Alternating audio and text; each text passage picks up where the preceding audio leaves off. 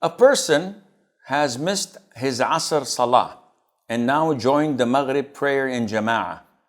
How should he make up for the missed Asr prayer? First of all, this is a mistake.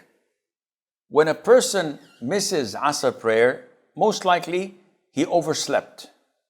So the moment he wakes up, he should immediately perform wudu and pray in his home, not to go to the masjid. Though the Maghrib is approaching, he has to pray Asr on time.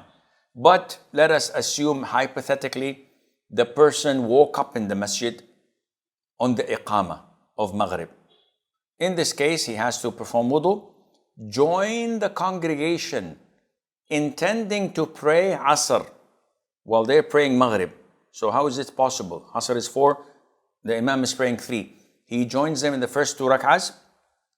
When the Imam stands for the third, it's my third.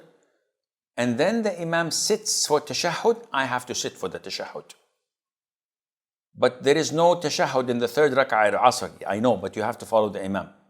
Once the Imam gives the salam, I stand up and I pray my 4th rak'ah and I conclude my prayer and my prayer is valid.